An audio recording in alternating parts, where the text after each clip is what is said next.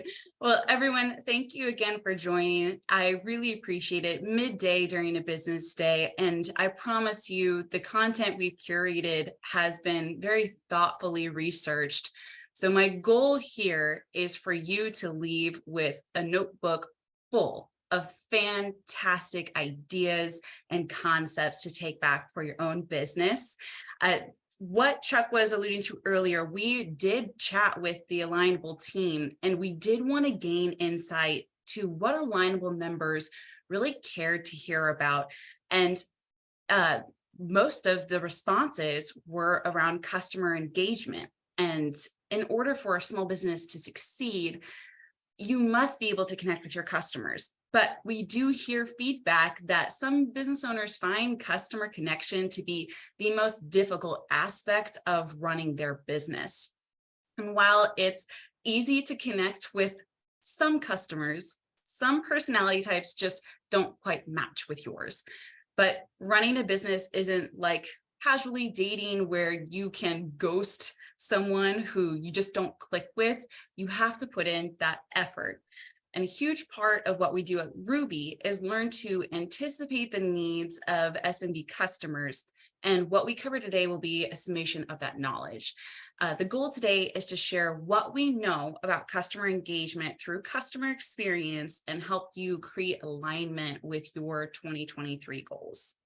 So let's dive in, because I've got a lot to share with you all. To open this presentation, up, everyone, here we go. To open the presentation, I do have a question for the chat. One of my colleagues, Eric, who's our partner marketing specialist, will be able to answer questions and collect feedback. But I have a question for everyone. How confident are you that your customer experience is meeting the expectation of your customers? And I want you to just be honest. This is a place where you can share what's happening in your business. You know, you likely know where I'm going to go with this question if you read the description of the event, but by and large, today's customer service isn't measuring up to customer expectations. In fact, 9 out of 10 consumers say businesses fail to meet their expectations. Today, we're going to touch on how customer experience impacts the growth of your business and how to ensure you're meeting customer expectations. So how do you, as a small business owner, find ways to invest in your business with potentially limited time and resources? The answer might be a bit more straightforward than you think. The most efficient and perhaps the most essential avenue you have to organic business growth is to simply build more meaningful connections with your existing customers and your prospects. So I've got some numbers up on the slides here. 76% of consumers said big box retailers are better than SMBs at solving their customer experience problems. It's not a fun metric to hear. And on top of that, 71% said big box retailers are better at responding to them in a timely manner. 75% of organizations believe they are customer-centric, but only 30% of consumers agree. Companies that focus on customer experience are 60% more profitable. Pay attention to that metric. We're going to revisit that. So if you find yourself wondering what you can do to meet customer expectations, this is a great time to start taking notes. So today we're going to explore the disconnect between customer expectations and the ability of business owners to deliver on those expectations and create those long-lasting relationships that will result in repeat business. Now, you and the people you serve may have markedly different perceptions of your company's customer service. A majority of consumers say businesses need to improve the training of their customer service agents.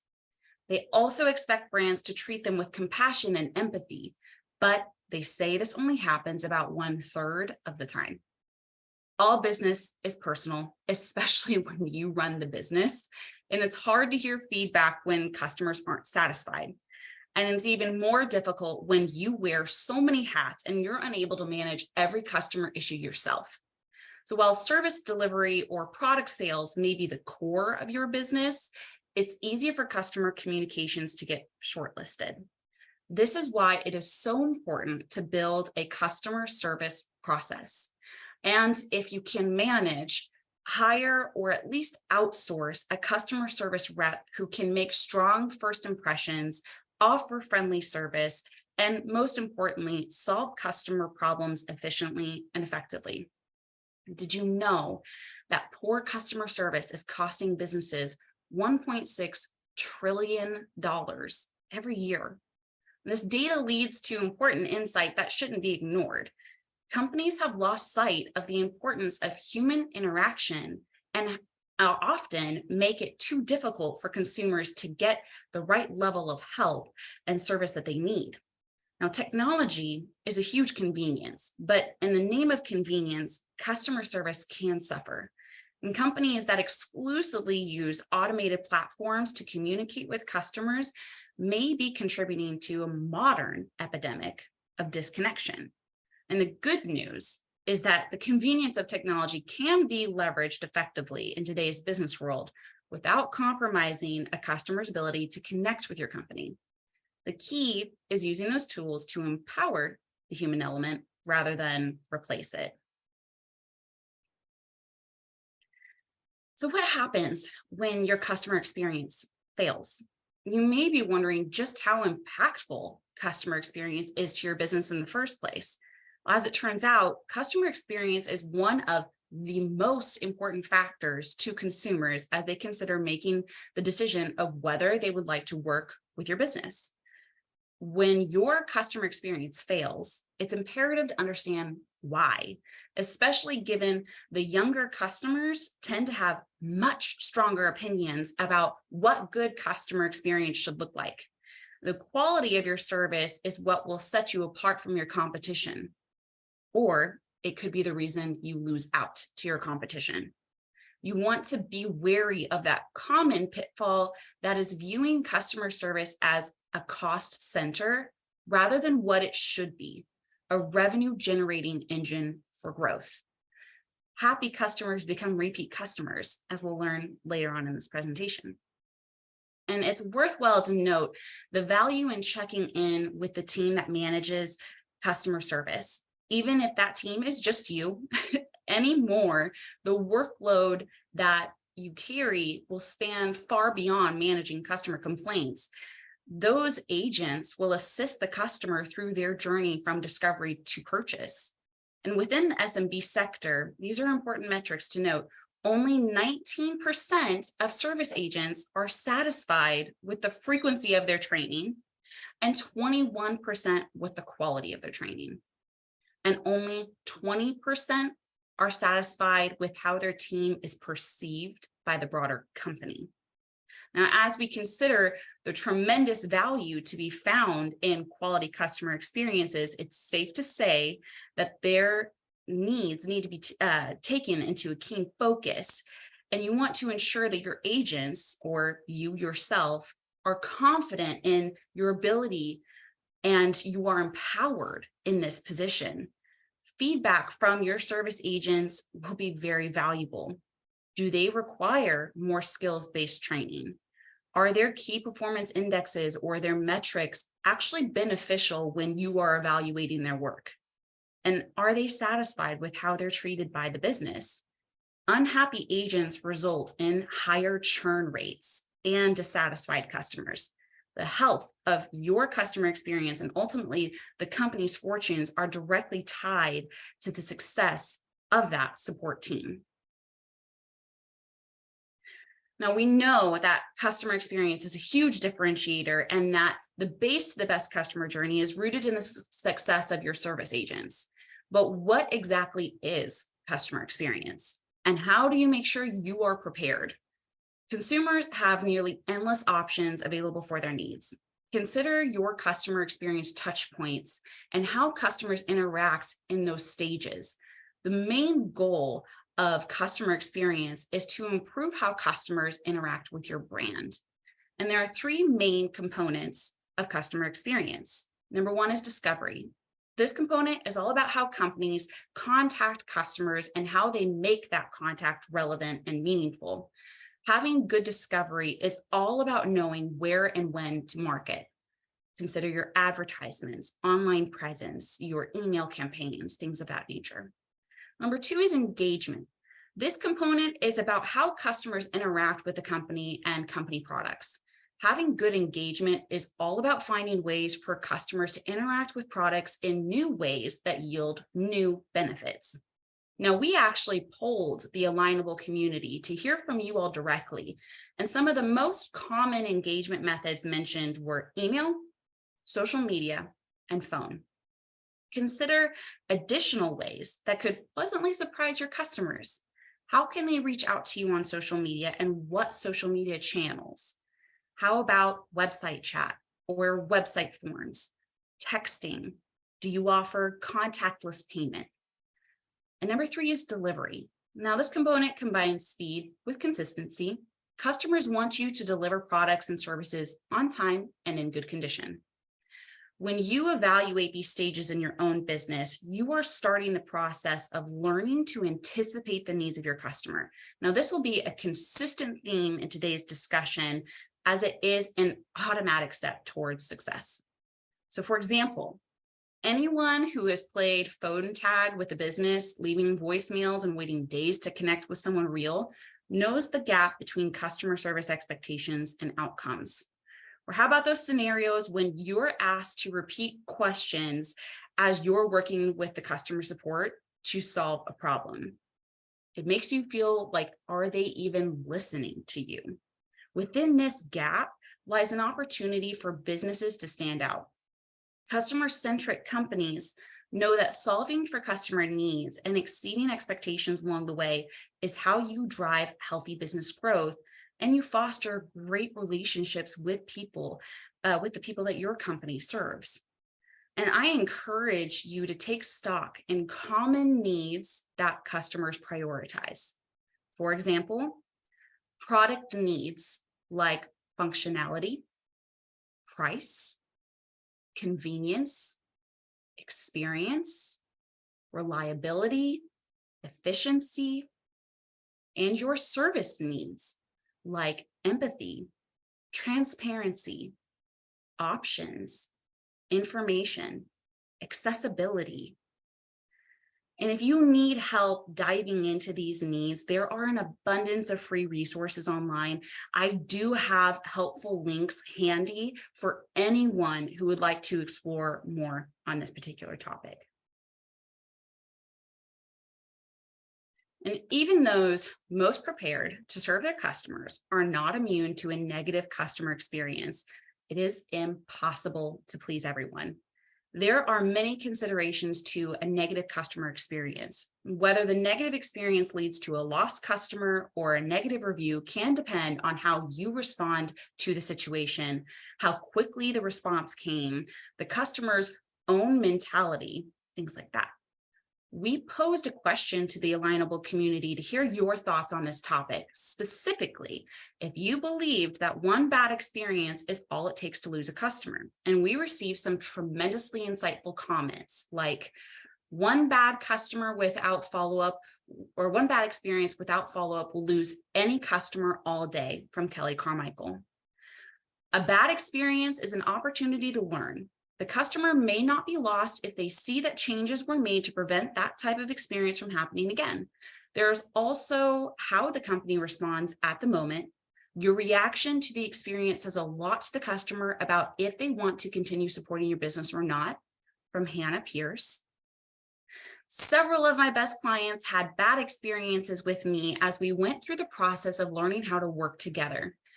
At the time, I was leading web development projects, and it took time to get a cadence and language for the project clear.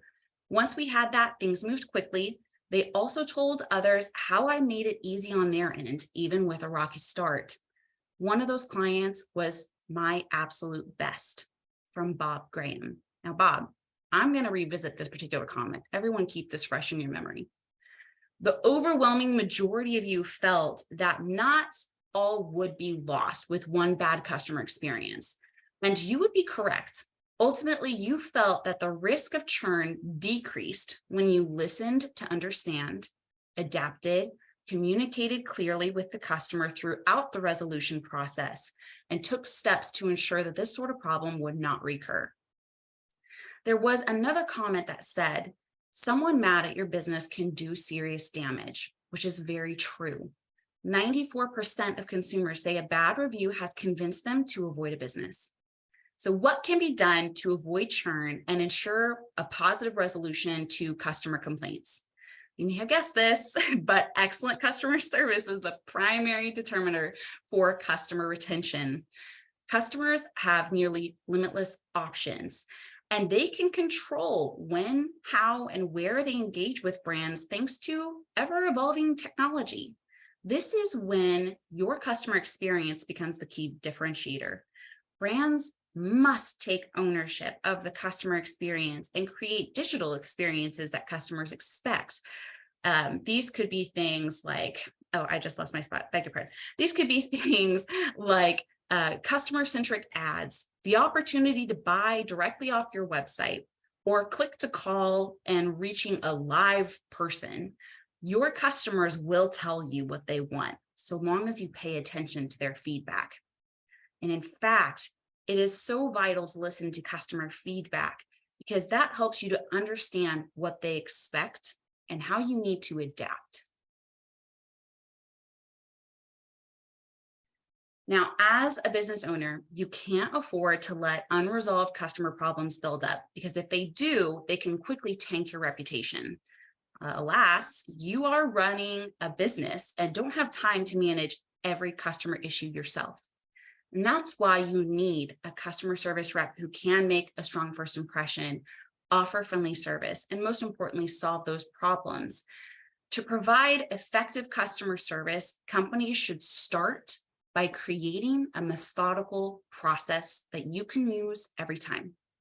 At its core, the basic steps will cover making contact, gathering information about the customer's problem, generating feasible solutions, and closing with a positive resolution.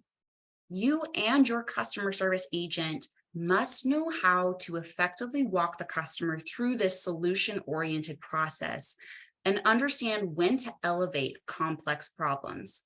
The focus should stay on moving the conversation forward toward an actionable conclusion that satisfies the customer. So you can start with a friendly greeting and then immediately steer the conversation to identify the precise problem the customer is experiencing. And that means knowing the right types of questions to ask and then actively listening or thoroughly reading the customer's explanation.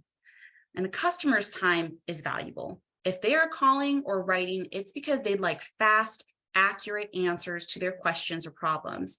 Now, beyond the basics, like answering questions about services offered or your holiday hours, your customer service agents should be trained to tackle the types of problem-related questions you expect customers to ask. In other words, they should be equipped to anticipate certain issues and have a toolkit of possible fixes on hand. And customers often demand a personalized touch, which is why they reach out to customer service agents in the first place. And that's why it's critical not to rely on overly scripted messaging. Now, it is fine for agents to have some pre-written troubleshooting guidelines to reference, absolutely. But they should still treat every customer engagement as a unique conversation. 83% of US consumers will prefer to deal with human beings over digital channels to solve their issues. And ultimately, those customers desire that because they want a meaningful connection. That is the heart of great customer experiences. If your business is struggling to devote enough resources to customer service, you don't have to fear because there are outsourcing options available. So this is where Ruby's knowledge comes into play because this is what we do for our customers every single day. When you connect effectively, you build trust with prospects and your existing customers, which can lead to some remarkable returns. Building trust is a continuous process, and if you can learn to anticipate customer needs and provide solutions before they are even asked, you create a positive experience for that customer. And this is important because when you lose a customer, it will cost you more than just that lost revenue. You will need to acquire a new customer, which costs 5 times as much as it does to retain the ones you already have. Happy customers refer more happy customers. And that underscores that every connection lends itself as an opportunity to grow your business. And right now, consumers are willing to spend 17% more to do business with companies that deliver excellent service. And that's up from 14% just a few years ago. We posed another question to the Alignable community to gain insight from you all if silent customers are happy customers. There was a mixture of responses. Some felt that silent customers aren't necessarily happy or unhappy, they're just busy. They're tired of leaving reviews. Or that silence means no red flags, especially if they continue to work with your business. Others voiced that some customers will be silent because they don't have anything nice to say, so they're not going to say anything at all. And a handful of folks said, you will know when someone is unhappy. They are loud and proud, which I think is also very true. But the truth is that unhappy customers aren't entirely silent. In fact, 91% of consumers who are unhappy with the company's customer service, they never raise a complaint before they even stop doing business with you. And according to White House Office of Consumer Affairs, dissatisfied customers typically tell 9 to 15 other people about their negative experience, sometimes 20 or more. And it can feel very frustrating to attempt to anticipate customer experience changes that need to occur to reduce churn when those unhappy customers aren't raising a hand. So every interaction between a customer and your business is a chance to impress. We got to change the view. To maximize your opportunities to provide excellent service, review your customer journey step by step and consider areas of potential improvement. Analyze your customer's journey data to spot places where people are most likely to get stuck, frustrated, or drop out entirely. Those are areas where a timely piece of proactive help can really make an impact. As an example, changes like reducing the number of calls that go to voicemail, ensuring that chats and social media messages are answered by a live person who can answer basic, frequently asked questions, and improving the personalization of your email communications can make a massive difference in how customers perceive and respond to your company.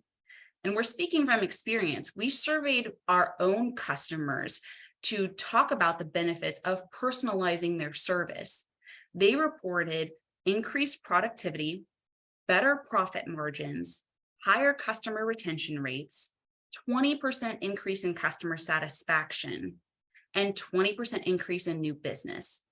In other words, healthy businesses and happy customers are rooted in experiences designed for connection. Now, along with internal reflection, there is tremendous value to be found in collecting customer feedback, especially when 66% of consumers expect your company to understand their needs. We are collaborating with our partner Help Scout for this particular customer experience topic because they're masters at customer feedback methods. Now, customer feedback is an excellent way to empower positive change for your business and help prioritize and guide your improvements. Now, not all feedback may be qualified as good, but there is a grain of truth to be found and what will help you adjust your customer experiences over time. Now, one thing is clear, taking a proactive approach to collect customer feedback will ensure you never stray too far from the needs of your community, even as those needs continue to evolve. So I want you to jot down the answers to the following questions and talk about them with your team before you even get started collecting customer feedback. What part of the customer experience would you like to improve? Could be onboarding, content marketing, let those wheels spin. Target the aspect of the customer journey that would most benefit from your customers' insights.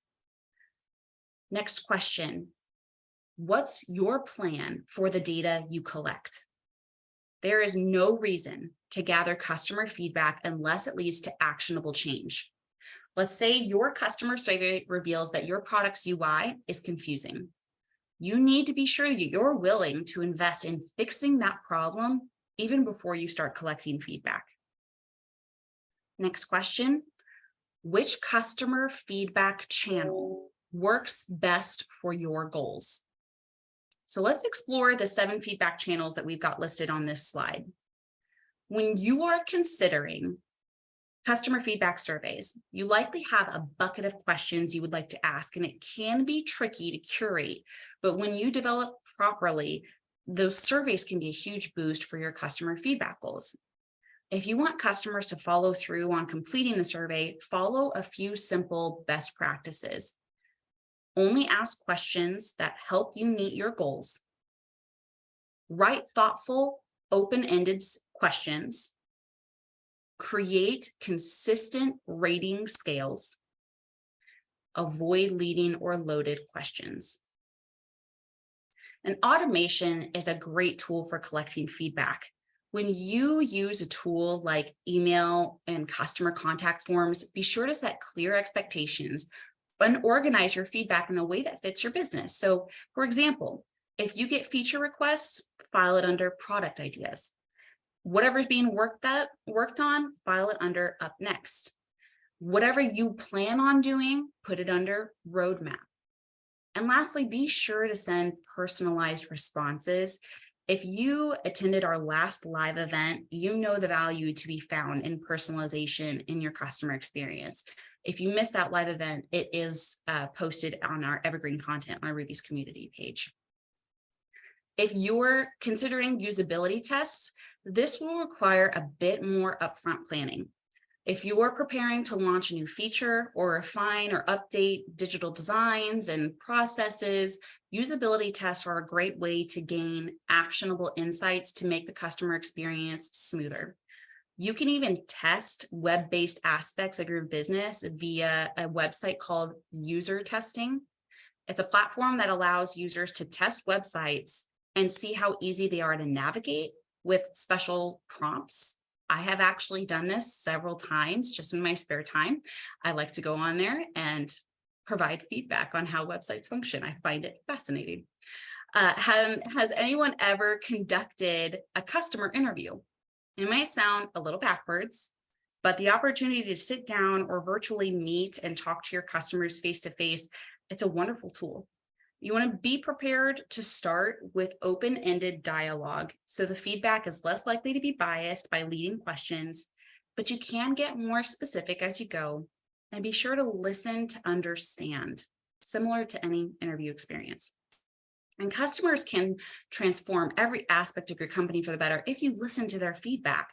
Think about your most pressing goals and start with one clear, simple method for collecting customer feedback before expanding out to more complex tactics like usability testing and analytics.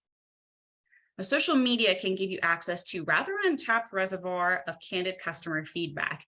And you can absolutely use the direct comments that are left on your posts or mentions that you get, but don't neglect features like polling. So for example, you could post a poll on your Instagram story and use the comments and questions to not only reply and show that you're active on the social media app, but you can also use those responses as a feedback tool.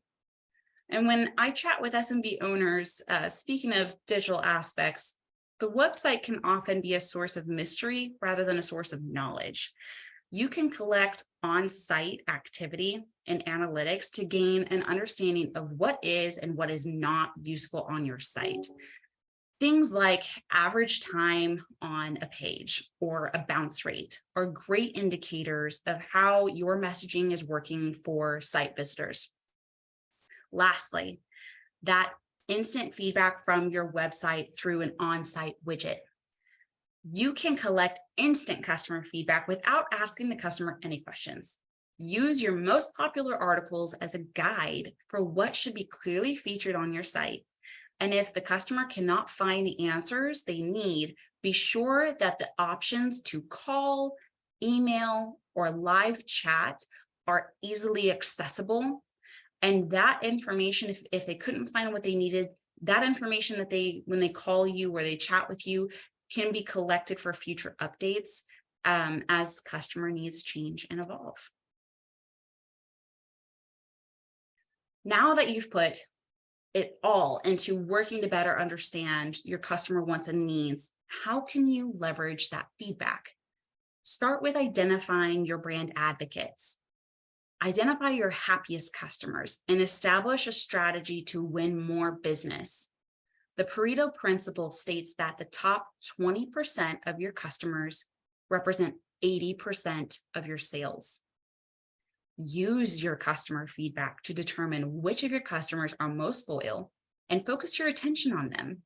Ensuring that they are satisfied will go a very long way. And remember, it is a lot easier to retain and a lot more affordable to retain a customer than to obtain a new one.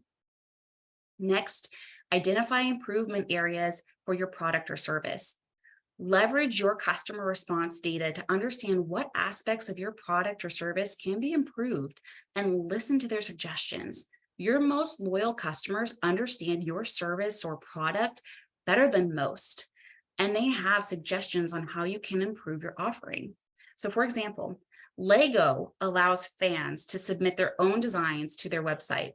Submissions that receive more than 10,000 votes on their community undergo a review, and if they're approved, Lego makes it a set.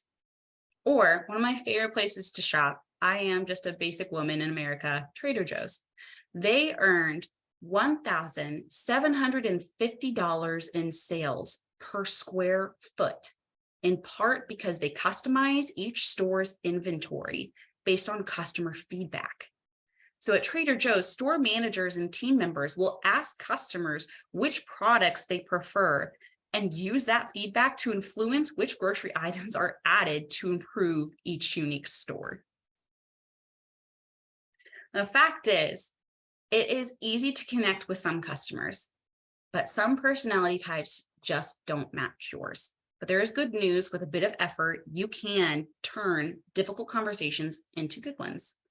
When considering who is handling your customer experience, it's important to ensure that they can easily adapt to different customer situations and are proficient in their ability to actively listen, de-escalate, and capture opportunities. And this relates back to one of our earlier slides and how your service agents require proper training, specifically in skills-based needs. While every industry and business is unique, most people can contact your business, while every industry and business is unique, most people who contact your business want the same thing. They want to reach a friendly, empathetic professional who can help them. Now, whether you're in a phone conversation, you're chatting with someone online, or you're speaking face-to-face, good conversation skills equip you to establish rapport and a sense of being in this together. You foster a sense of empathy for one another, along with a greater awareness of one another's emotional state. You build common understanding of context, who we are, why we are speaking, and what we hope to achieve together. And you set up a solid foundation of trust, paving the way for openness and honesty. Now, we took details from our own training techniques for our receptionist, and we want to share that with you today. Here are a few types of customers you might encounter and how you can connect with them effectively. So type 1 is the talker. We all know that one. The talker can be the toughest type of caller because it doesn't feel like they respect your time. And that's often your most valuable asset. So your strategy here, don't be afraid to cut in and assert boundaries, but do it kindly. There is such a thing as a polite and strategic interruption that can help you turn to the point of the conversation. So you could try this phrase, for instance, "Sorry, can we pause for a moment? I'd like to return to something you said." And if it gets to a point where you need to end the conversation, Try a solid wrap-up phrase that establishes rapport with the caller and provides concrete next steps. Type 2, you've got the intimidator. Now, this person is accustomed to having the upper hand in their relationships and conversations. They think bossing you around will get them what they want, whether it's a deal, a freebie, or something else. The intimidator's key behavior is trying to convince you that they know your business more than you do. Now, the strategy here, identify the customer for who they are to yourself, remain calm, and hold your ground. On a call or in a conversation like this, you are your own best advocate. Well, so when a caller or a person is displaying bullying behavior, give yourself an internal prep talk, okay? We've got an intimidator here. Let's turn this around and practice active listening, but be firm. You could say something like, thank you for expressing your thoughts about this issue, the product, the service, whatever the case. I hear your frustration. Now, where does the firm part come in? Be clear about what you can and can't do for them. That honesty will cultivate respect. And if it doesn't, you can walk away from the conversation knowing you held your ground. Type 3, the venter. The venter is something, has something to complain about that specifically relates to your company. They enter the conversation with a negative bias already. They are expecting to experience the worst, and they are looking for reasons to be even more frustrated. But unlike the intimidator, the goal isn't to control you. The anger is coming from a genuine place. So the strategy here is understand the why behind the anger, reflect, validate, and empathize, because anger is a human emotion. See it for what it is and take that frustration from the venter seriously, but not personally. Angry customers provide you with a business opportunity. They are fantastic at identifying pain points in your business's service or product journey. And if you really see them as that and you listen, you can make your business even better. You could try interrupting with an expression of gratitude. That alone can reset the tone. Something like, I appreciate you for taking time to bring this issue to my attention. Or I'm grateful that you were willing to share your frustration with me. And then continue with reflective listening.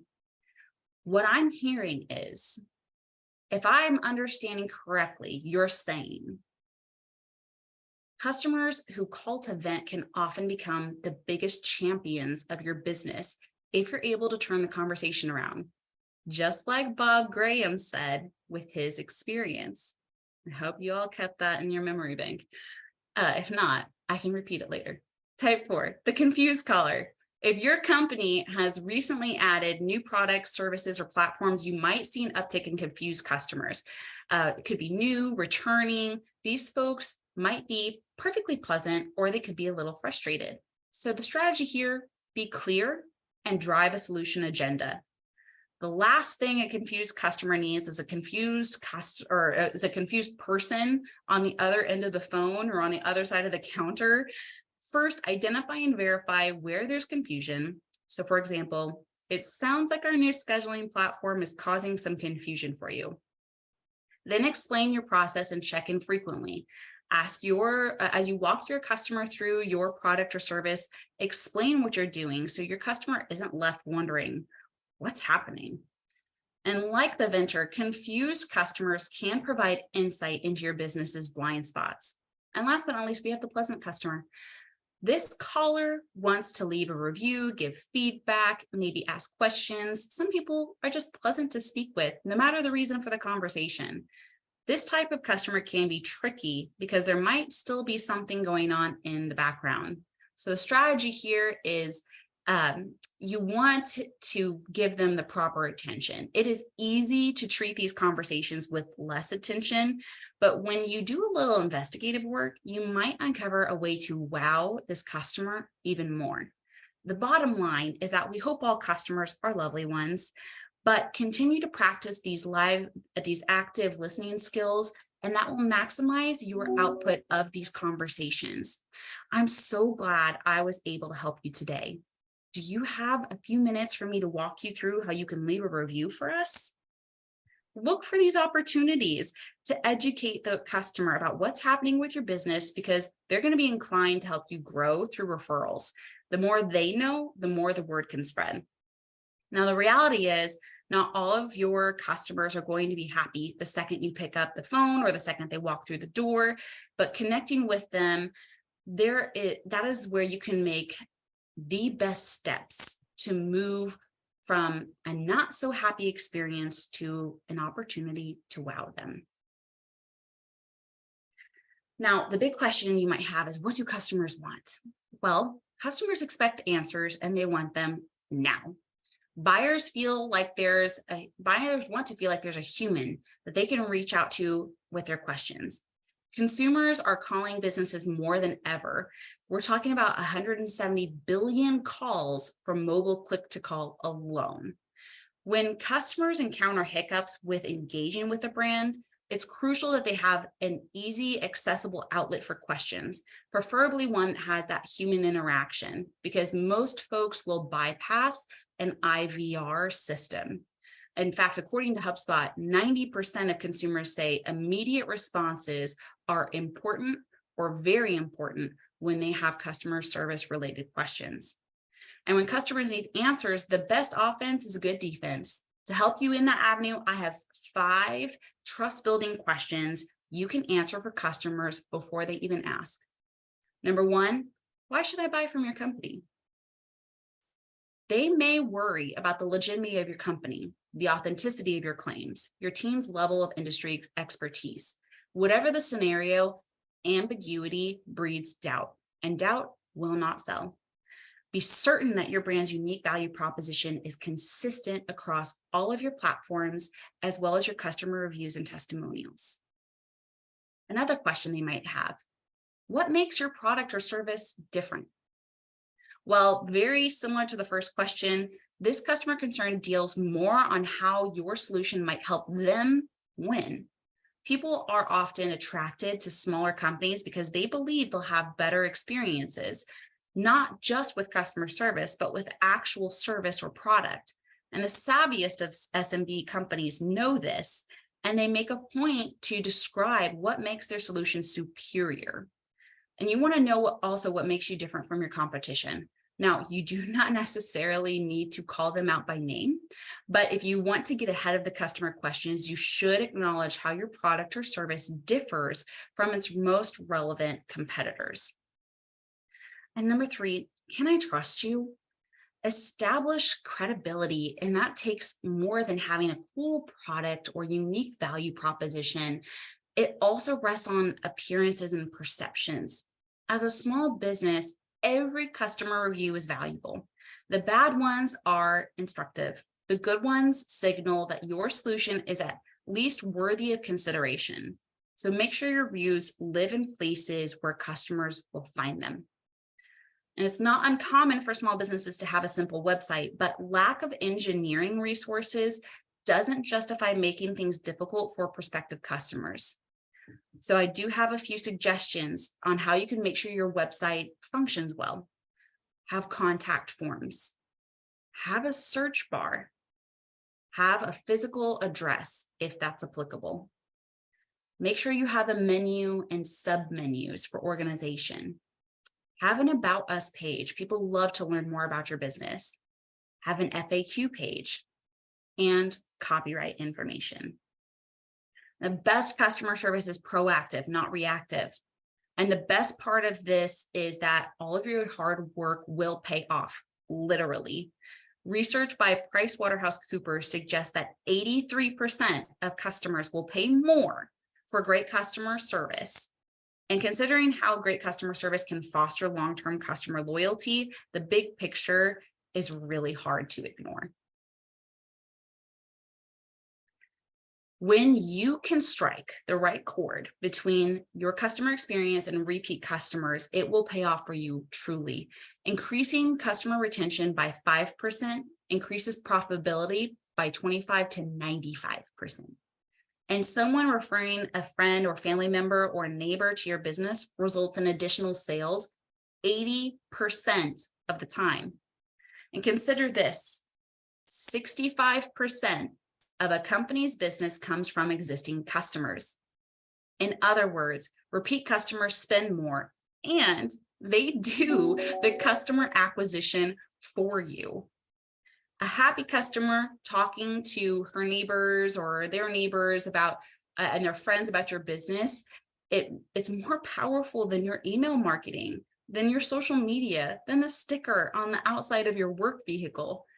Repeat customer statistics prove that people appreciate great service and will gladly recommend it to those close to them.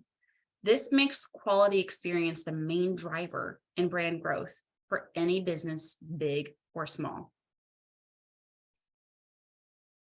So, how do you take care of them? How do you create repeat customers?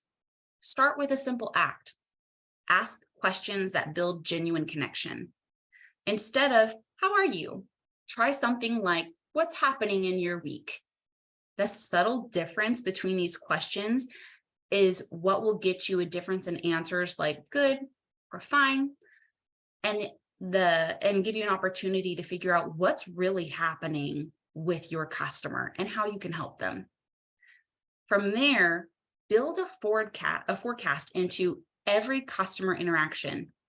It's helpful to provide your customer with a forecast because it conveys respect for them and their time, and it ensures that you both are shooting for the same outcome.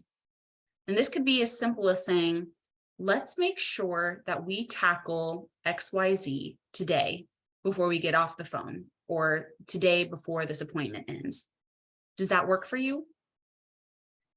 And find a way to build wow into what you do. Now, I alluded to wowing customers earlier in the presentation.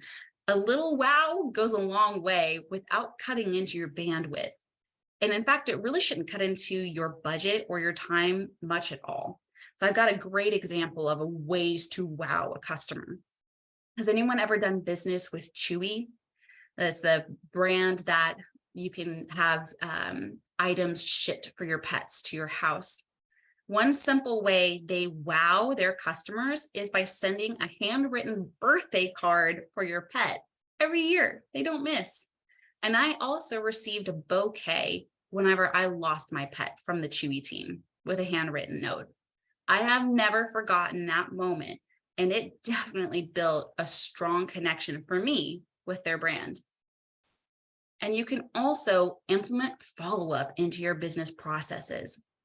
When we polled Alignable members about silent customers being happy, I was very pleased to see this quote from Steve Falk, which read, "If we are doing good customer service, we should follow up with each customer." Truer words have never been spoken. You do want to decide the follow-up format. What works best for you and your business? Is it a brief call, an email, or maybe a handwritten note? If it's a call, schedule that time. Try to aim for like a lunch hour or a dinner hour, preferably. If it's an email, use the recipient's name in your subject line. When you use their name, it increases the open rate by 29%. And if it's a note, set aside a half hour or even just 10 minutes each day to sit down and write that. And lastly, make it brief and timely when the experience is still fresh in their mind. Whether you're following up after your sale, or you're following up to resolve an issue, or you are post-resolution following up to ensure that their needs were met. By following these strategies, you're certain to boost your customer experience. And 93% of consumers are more likely to make repeat purchases because of this. Now you are well on your way to delighting your customers beyond their expectations. There was a lot of valuable information in this presentation, so let's break it down and make it feel a little bit more manageable. Start with reviewing what your customer journey looks like. What part of your customer journey would most benefit from customer insights? Visualize your current customer journey from the first to the final touch point. And you want to see if they're currently reaching their goals, your customers. You want to make sure they're currently reaching their goals. And if not, how can they? You want to be sure to structure your touch points to create the most efficient process for your customers. So let's take the buying process, for example. Your customer journey is made up of significant milestones. What is the path you want a customer to take to reach a specific goal, like a purchase? Consider their user actions. What does your customer do in each stage of the buying process? In that awareness stage, do you see your customers pausing to speak with friends and family? Do they request a demo of your services? Lastly, how can they make that purchase? This element explores the various ways your customers might achieve that particular goal. Next, you want to consider emotions. When we have a problem that needs to be solved, it's often driven by emotions. It could be anxiety, joy, anticipation, or relief. If your process is long or complicated, they might feel a range of emotions in every stage. By considering their emotions through the customer journey evaluation, it can help you mitigate negative emotions about the journey so they don't become negative opinions about your brand. And next, consider those pain points. Where there is a negative emotion, there's a pain point that caused it. Adding pain points to your customer journey can help you identify which stage your customer is experiencing negative emotions and deduce why. And the final element of your customer journey, solutions. This is where you and your team brainstorm potential ways to improve your buying process so that customers encounter fewer pain points and have positive moods as they patronize your business. And as you endeavor to change your business for the better, don't do it alone. You might be the chief everything officer of your business, but it is healthy to delegate tasks where it makes sense. What is taking up your time that could be managed by anyone else on your team? Could it be checking your emails, scheduling appointments, keeping the business space in order with plenty of reading options, printouts, water, whatever the case? Look for ways to lighten your load so that you can view the bigger picture here.